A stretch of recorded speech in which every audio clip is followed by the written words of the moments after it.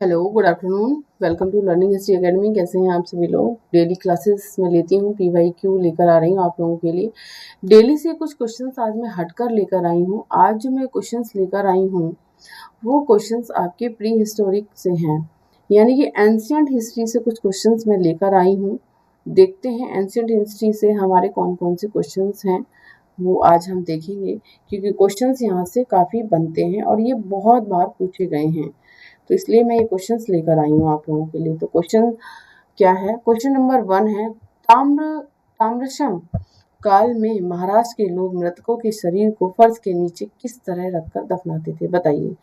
ताम्रशम काल में दफनाते थे, ये देखो काल भी बताया गया, और महाराष्ट्र के लोग, ठीक है, ये बताया गया है कि महाराष्ट्र के लोग थे। मृतकों के शरीर को, मतलब मृतकों के शरीर को क्वेश्चन पूछा जाता है, मृतकों के शरीर को फर्श के नीचे कौन दफनाते थे? महाराष्ट्र के लोग दफनाते थे। और किस काल में? ताम्रशम काल में। और अब पूछा जाता है किस तरह रखकर दफनाते थे। तो क्वेश्चन 1 का जो आंसर है, ऑप्शन नंबर ए उत्तर से दक्षिण की ओर, ऑप्शन नंबर बी पूर्व से पश्चिम की ओर, ऑप्शन नंबर सी दक्षिण से उत्तर की ओर, ऑप्शन नंबर डी पश्चिम से पूर्व की ओर। तो क्वेश्चन आप लोगों ने ये तो पढ़ ही लिया होगा, एंशियंट हिस्ट्री से क्वेश्चन है, आपने खूब पढ़ा होगा। तो जल्दी फटाफट फटाफट इस क्वेश्चन के आंसर दीजिए। आज के जो क्वेश्चन है फटाफट दीजिए इनके आंसर। तो option number A will be the correct answer, उत्तर से दक्षिण की ओर। क्या हो जाएगा? उत्तर से दक्षिण की ओर। ठीक है, नेक्स्ट क्वेश्चन की तरफ हम मूव करते हैं। क्वेश्चन नंबर 2, उत्खनित प्रमाणों के अनुसार पशुपालन का प्रारंभ हुआ था। अब पशुपालन के बारे में पूछा गया है कि बहुत कंफ्यूजन रहती है। देखिए ये क्वेश्चंस जो है ना, ये क्वेश्चंस यूपीपीएससी मेन में आ चुका है, जीएस में आ चुका है ये क्वेश्चन। उत्खनन प्रमाणों के अनुसार पशुपालन का प्रारंभ हुआ था, बताइए को। ऑप्शन नंबर ए निचले पूर्व पाषाण काल में, ऑप्शन नंबर बी मध्य पूर्व पाषाण काल में, ऑप्शन नंबर सी ऊपरी पूर्व पाषाण काल में, ऊपरी पूर्व पाषाण काल में, ऑप्शन नंबर डी मध्य पाषाण काल में। तो इस क्वेश्चन का आंसर क्या होगा? Option number D will be the correct answer, मध्य पाषाण काल में। ठीक है, तो ये जो निचले पूर्व पाषाण काल, मध्य पूर्व पाषाण काल, ऊपरी पूर्व पाषाण, ये जो है ना तीनों जो ऑप्शन है वो एक में ही है, पूरा पाषाण काल की स्टेज है।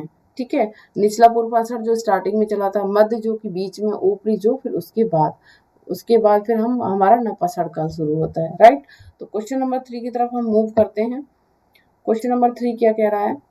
खादानों की कृषि सर्वप्रथम प्रारंभ हुई थी। किसकी खादानों की कृषि सर्वप्रथम प्रारंभ हुई थी? कब हुई थी? किस काल में हुई थी? पूछा गया। क्वेश्चन नंबर 3 का जो आंसर है, ऑप्शन नंबर ए नवपाषाण युग में, ऑप्शन नंबर बी मध्यपाषाण युग में, ऑप्शन नंबर सी पुरापाषाण युग में, ऑप्शन नंबर डी प्रोटो ऐतिहासिक युग में।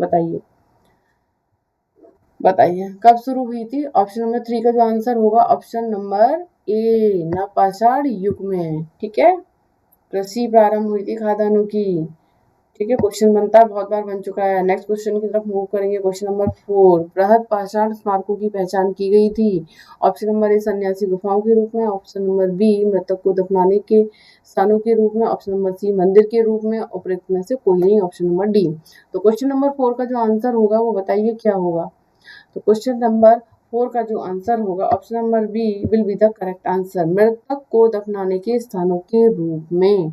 बृहद यानी कि महापाषाण स्मारकों की जो पहचान की गई थी, मृतक को जब दफनाते थे ना, तो उसमें दफनाने में वो महापाषाण यानी कि महापाषाण पत्थर का प्रयोग करते थे, बड़े पत्थर का प्रयोग करते थे, तो उसे बोला गया बृहद पाषाण स्मारक। ठीक है, तो मृतक को दफनाने के स्थानों के रूप में इनकी पहचान की गई थी। किसकी? बृहद पाषाण स्मारकों की पहचान की गई थी। ठीक है, तो नेक्स्ट क्वेश्चन की तरफ मूव करेंगे। क्वेश्चन नंबर 5, राग का टीला निम्नलिखित किस नवपाषाणिक स्थल से संबंधित है? देखिए क्वेश्चन में आंसर है राग का टीला, किस समय की बात है? नवपाषाणिक स्थल है। राग का टीला क्या है? नवपाषाणिक स्थल है। तो question number A Budhiyal, option number B Sanganakallu, option number C Koldihwa, option number D Brahmagiri. तो क्वेश्चन नंबर 5 का जो आंसर होगा वो क्या हो जाएगा? Sanganakallu will be the correct answer. Option number C will be option number B will be the correct answer. ठीक है, नेक्स्ट क्वेश्चन की तरफ मूव करते हैं। प्राचीन काल में आर्यों के जीविकोपार्जन का मुख्य साधन था। आर्यों के बारे में हमने पढ़ा है, एंशियंट काल में ही पढ़ा है आर्यों के बारे में। तो उनका जो जीविकोपार्जन था, क्या करते थे, क्या खाते थे, पीते थे, तो उनका जीविकोपार्जन का मुख्य साधन क्या था? तो क्वेश्चन नंबर 6 का ऑप्शन नंबर ए कृषि, ऑप्शन नंबर बी शिकार, ऑप्शन नंबर सी शिल्पकार, ऑप्शन नंबर डी व्यापार। तो इस क्वेश्चन का आंसर क्या हो जाएगा? Option number A will be the correct answer, कृषि। कृषि करते थे वो, ठीक है। क्वेश्चन नंबर 7, भारत में किस शिलाश्रय से सर्वाधिक चित्र प्राप्त हुए हैं? ये क्वेश्चंस मैं बहुत अच्छे से पढ़ा चुकी हूँ, कई बार पढ़ा चुकी हूँ कि शिलाश्रय से सर्वाधिक जो चित्र प्राप्त हुए हैं वो कौन सी जगह से हुए हैं। तो option number A Ghagharia, option number B Bhimbetka, option number C लिखा, ऑप्शन नंबर डी आजमगढ़। तो इस क्वेश्चन का आंसर क्या हो जाएगा? Option number B will be the correct answer. आंख बंद करके इस क्वेश्चन का आंसर देख सकते हैं। जब क्वेश्चन आता है एग्जाम में, चित्र से थ्रू आता है ना कि सबसे ज्यादा चित्र कहाँ पाए गए, तो भीमबेटका का आंसर देंगे आप, ठीक है। तो क्वेश्चन नंबर 8, उस स्थान का नाम बताइए जहां से प्राचीनतम स्थायी जीवन के प्रमाण मिले हैं। अब बताइए कहाँ से प्राचीनतम, मतलब एंशियंट समय में, प्राचीन समय में स्थायी जीवन वो जीते थे, कहाँ पर, किस स्थान पर प्रमाण मिले हैं? Option number A Dholavira, option number B Kili Gul Mohammad, option number C Kalibangan, option number D Mehrgarh.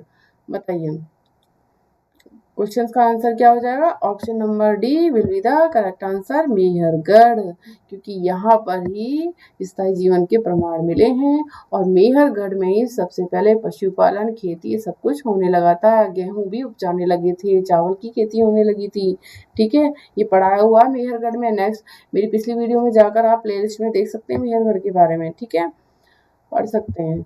Question number 9, मध्य पाषाणी प्रसंग में पशुपालन के प्रमाण जहाँ मिले वह स्थान है। ऑप्शन नंबर ए लंगलाज नाच, option number B Bhir Bhanpur, option number C Adamgarh, option number D Chopani Mando. बताइए मध्य पाषाणी प्रसंग में पशुपालन के प्रमाण जहाँ मिले हैं वह स्थान है। मध्य पाषाणी प्रसंग में बताए गए पशुपालन के प्रमाण कहाँ मिले हैं, बताइए। तो क्वेश्चन नंबर 9 का जो आंसर हो जाएगा वो क्या हो जाएगा? क्वेश्चन नंबर 9 का जो आंसर होगा वो क्या होगा, बताइए। Option number C will be the correct answer, Adamgarh, ठीक है। मध्य पाषाण प्रसंग में पूछा गया है पशुपालन के प्रमाण आदमगढ़ में, ठीक है। क्वेश्चन नंबर 10 हमारा लास्ट क्वेश्चन है। इससे पहले प्लीज चैनल को लाइक शेयर और सब्सक्राइब करते रहिए। आप लोग ना चैनल को बिल्कुल लाइक और शेयर सब्सक्राइब नहीं करते हैं। अगर आप ये नहीं करेंगे तो मैं कैसे क्लास लेकर आऊंगी, बताओ।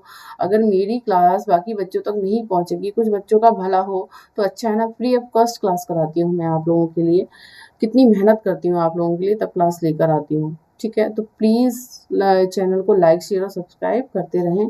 और अगर आपको कुछ पसंद नहीं आ रहा है तो वो भी मुझे कमेंट बॉक्स में लिख कर बताएं कि मैम क्लास अच्छी नहीं लग रही है। अगर अच्छी लग रही है तो बिल्कुल मुझे राइट क्लिक करके बताएं कि मैडम आपकी क्लास अच्छी लग रही है, ठीक है। कमेंट करके ज़रूर बताएं।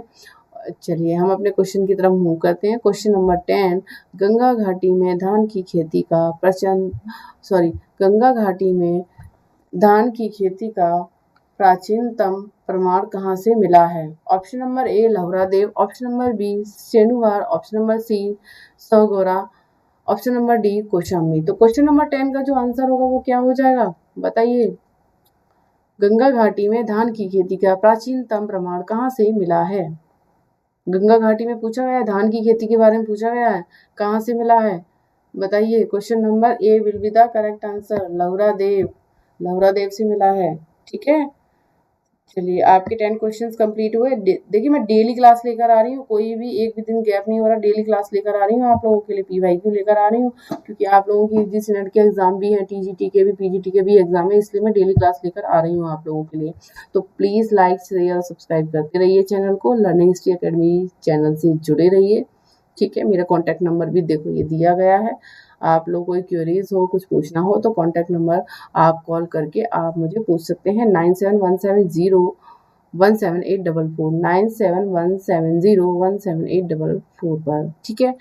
तो प्लीज़ लाइक शेयर और सब्सक्राइब करते रहिए, चैनल को शेयर करते रहिए, प्लीज़ शेयर तो करते रहिए क्योंकि बाकी बच्चों को भी क्लास मिलती रहेगी, ठीक है। चलिए मिलते हैं कल इसी समय PYQ के साथ ही। Bye bye, take care.